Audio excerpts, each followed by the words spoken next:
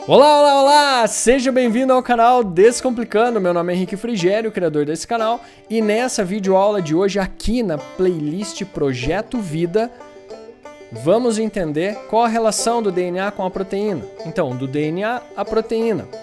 Já aqui nas videoaulas anteriores, nós estudamos DNA, RNA, então esse é um excelente momento para a gente fazer essa transição, para depois a gente estudar, então, as proteínas. Agora, e esse E depois? Bom, na videoaula de hoje eu vou fazer um resumão rápido dos eventos relacionados à síntese proteica, e esse E depois diz respeito a... O que vai acontecer com as proteínas depois que elas estão feitas?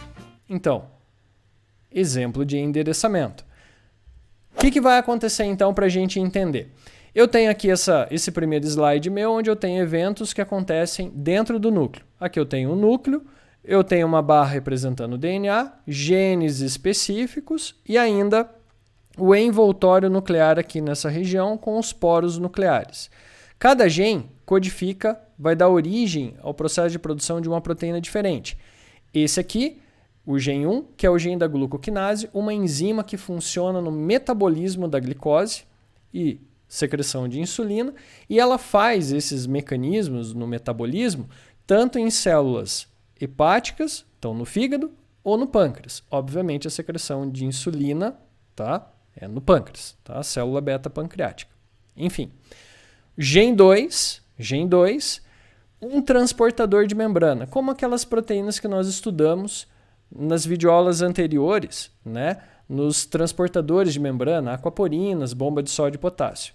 E aqui o gene da albumina, ou seja, uma proteína muito importante que tem uma função relevante no sangue, tá? Em especial.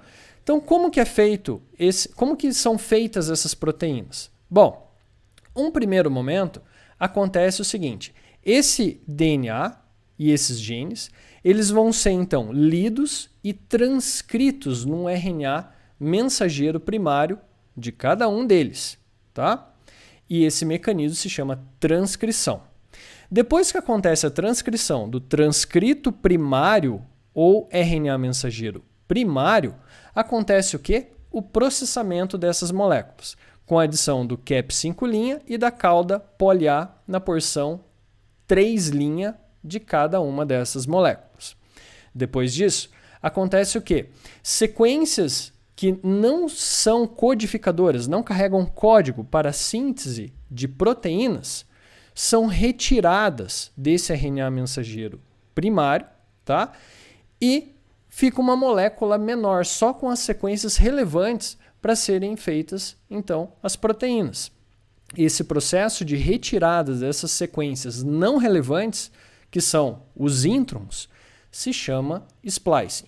Então, splicing é o processo de retirada dos introns do RNA mensageiro primário, transformando, então, no RNA mensageiro secundário, tá? Que carrega as informações para ser, então, feitas proteínas, lá nos ribossomos. Só que os ribossomos não ficam no núcleo. Então, o que acontece?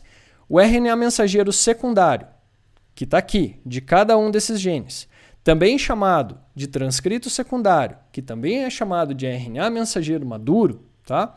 O que vai acontecer com ele? Ele vai, então, sair do núcleo, ele sai do núcleo. Sai do núcleo, hein? Ele sai do núcleo, ele vai para o retículo endoplasmático rugoso, e lá no retículo endoplasmático rugoso, ele vai encontrar quem? Os ribossomos, né? Aquele aparato, aquela maquinaria que a célula tem para ser produzidas, então, as proteínas. Os códigos para a produção de cada uma dessas proteínas estão aqui, e quando interagem com os ribossomos, vai então ser produzida a proteína de fato. Então, aqui a enzima, a proteína glucoquinase, tá? Recém-sintetizada. Aqui um transportador de membrana, recém-sintetizado. E aqui um rabisquinho que eu fiz aqui da albumina, tá? Recém-sintetizada. Só que isso está no retículo endoplasmático rugoso. Tá, a síntese proteica foi feita agora, no mecanismo de tradução. Agora, Para onde que essas proteínas vão? Elas precisam ser, então, endereçadas, né? Destinadas à sua função. O que acontece? Então, elas saem do retículo endoplasmático rugoso e vão fazer o quê? Vão chegar onde? No complexo de Golgi, também conhecido como complexo golgiense, né? E aí lá, ó que coisa bacana, lá elas vão receber marcações, radicais acetis, radicais metis, radicais fosforis, tá? São marcações, como se fossem plaquinhas que vão endereçar para que essa proteína, que vão informar que essa proteína seja mobilizada. Fala assim, ó, você vai para o citossol. Vai ficar ali no citoplasma na célula. Você vai para a membrana. Você, aqui, vai para o sangue. E aí o que acontece? Após esse endereçamento que acontece no complexo de Golgi, elas se mobilizam ou são mobilizadas, né? E vão fazer, então, a sua função associada à sua estrutura, por exemplo, ali no metabolismo da glicose, no caso da enzima glucokinase. Ou ainda, pensando no transportador de membrana, o que vai fazer? Ele vai lá para a membrana e vai exercer a sua função no transporte de substâncias do interior da célula para o exterior ou vice-versa, do exterior para o interior. Tá? Ele é um transportador de membrana. A outra proteína, a nossa albumina, tem a função fora da célula, em especial ali no sangue. Então, o que vai acontecer? A célula vai mobilizar essa proteína para próximo da membrana, vai envolvê-la com a membrana e fazer o mecanismo, então, de exocitose, exteriorizando essa proteína, que ela cai na corrente sanguínea e vai, então, desempenhar a sua função. Mas, prof, o que de fato é uma proteína? Do que ela é formada? Qual a sua função? Né? Qual a sua estrutura? Qual a sua função? Na próxima videoaula eu te dou um resumão sobre isso também. Não esqueça de acompanhar aqui a playlist Projeto Vida. Espero que essa videoaula tenha ajudado você demais.